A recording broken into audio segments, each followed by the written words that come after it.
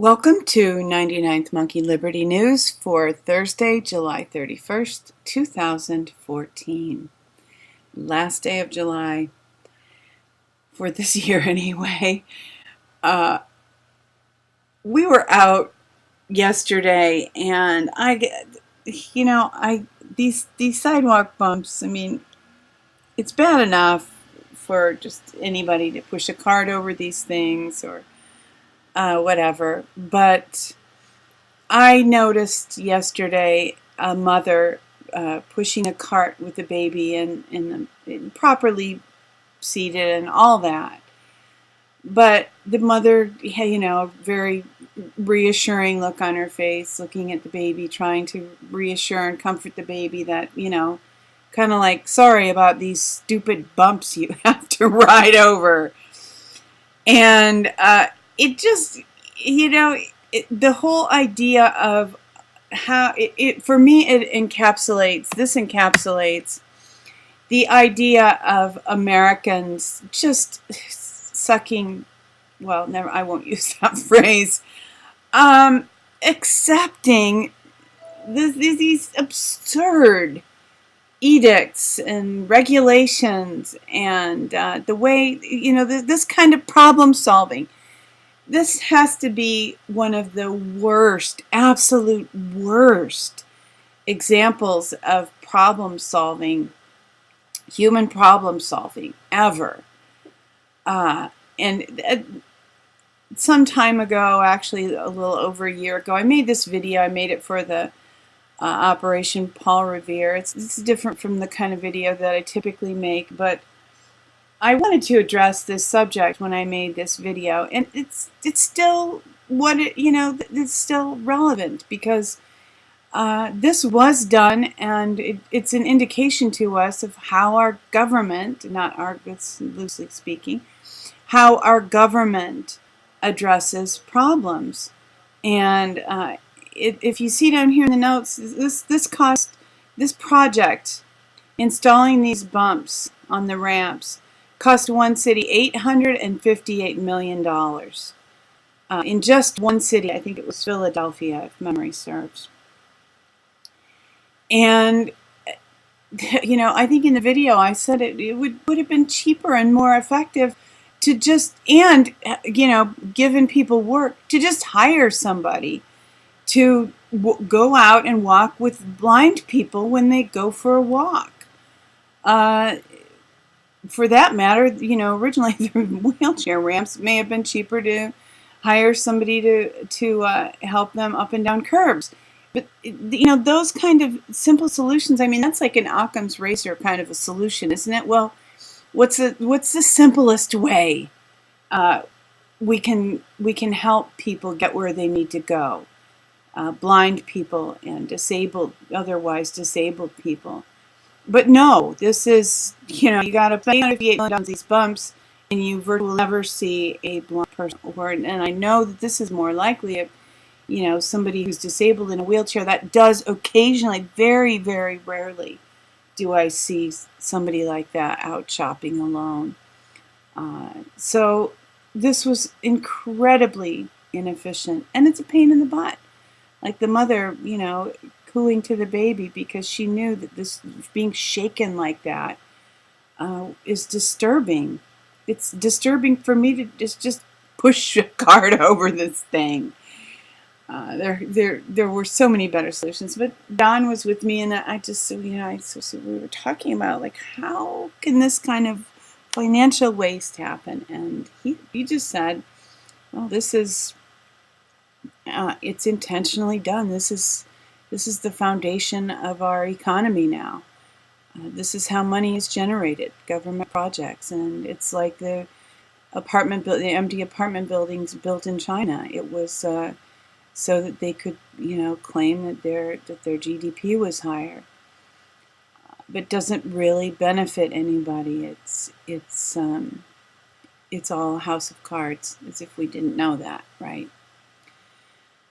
So on that bright note, let's talk about Ebola. Actually, maybe I kind of regret emphasizing Ebola in the video yesterday. just reading this from John Rappaport. And it is a form of mind control, and it's probably a diversion from something, we always go, well, okay, if this is the diversion, where should our focus be? Well, we have to be wise and learn how to decipher that. But there's the mind control aspect, and I do just want to mention the Luge generation, how we are intentionally caused to fear and manifest negative emotions, because that generates, a energy field that evil entities feed off of. And I think everybody remembers that Facebook experiment about trying to get people depressed. Well, I've been toying with the idea of having a Facebook page that's the reverse of that people, share about positive things, how people have given to them, helped them, blessed them. It's the light side of human behavior, as a means of encouraging people and not generating luge, but generating the positive emotions, which welcome God, the presence of God and Holy Spirit and angels, and can help us to be in an atmosphere where good things are more likely to happen. I'm sure we all want that. Considering, though, disease and illness, and in light of what John Rappaport wrote about Ebola and about how healthy people don't contract diseases, I wanted to mention this approach to health. And obviously I believe in a lot of natural healing means and herbs and supplements and a whole range of natural healing. But German New Medicine is something that has really sparked my imagination. And there's a deep agreement somewhere inside of me that, yes, this is really why people become ill. And so this is just their website. If you are interested in health, pursuing health, or if someone in your family is struggling with illness, disease, you might, if you have some time, you might want to look into this. And some people are kind of offended by this because there's a requirement that we deal with our deeper psychological issues, and some people don't want to do that. But it is a means toward healing, and I believe the Christian sozo process, which is completely valid and I heartily agree with, ideally when emotional problems are addressed, we should, in theory, experience spontaneous healing.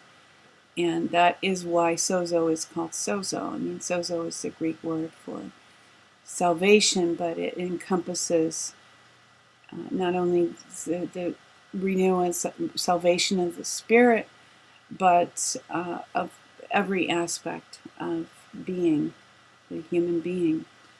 So good stuff, in my humble opinion. Maybe these are some of the things that we're being distracted from, I don't know. And I don't often quote veterans today. Some of what they put out is a bit over the top as far as I'm concerned. But I saw this article somewhere else and found it interesting, so I thought I would share it. I hope that we are in a position to be rid of this tyranny, that the world is in a position to be rid of this tyranny that has been perpetrated through the Federal Reserve banking system. This, I learned about this from Cynthia McKinney. This is disappointing, but it is news, and I wanted to share it From Black Agenda Report, Cowardly, Hypocritical, Subservient, Congressional Black Caucus endorses Israeli apartheid and current war crimes in Gaza. So that is one thing that Congress has been busy with. Here's another. Senate Democrats introduced a new gun control bill yesterday.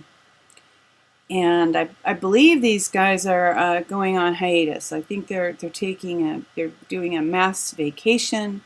They're vacating these buildings, these big white buildings that they typically haunt.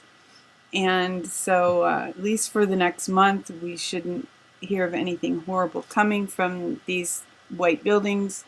Of course, we won't hear of anything good coming from them either. But, you know, they had to rush this, get this in before they left, I guess. So they've only introduced it.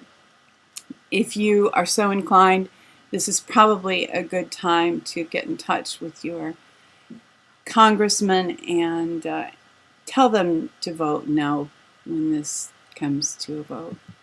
This is from a website called Breaking Christian News. Be informed, inspired, intrigued.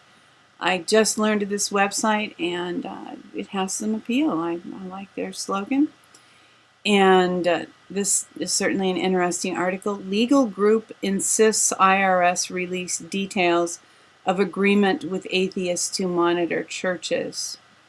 And I'm going to read this paragraph because it's interesting and helpful. The IRS cannot force churches to give up their precious constitutionally protected freedoms to receive a tax exemption.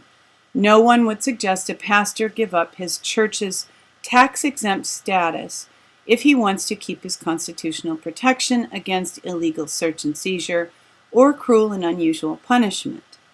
Likewise, no one should be asking him to do the same to be able to keep his constitutionally protected freedom of speech. So there are organized, wise, intelligent people pushing back against this kind of tyranny that we have experienced at the hands of the IRS. And moving into good news here, from Breitbart, sheriff over 120,000 illegals arrested in one sector. And this clip is from Fox News, which isn't my favorite source, but this is good news, I do believe. And to cap good news in that line is an article from InfoWars, Cost-Effective Fix to Our Borders. Glenn Spencer breaks down his groundbreaking technology that will be a cost-effective way to protect our borders. And there's a video here in which the inventor describes this effective and cost-effective system which he is currently using on his land. So with success. So that is pretty cool. Thank you for tuning in for today's 99th Monkey Liberty News. Weeping may endure for a night, but joy comes in the morning. Hoping that you will love one another, take care, and enforce the Bill of Rights.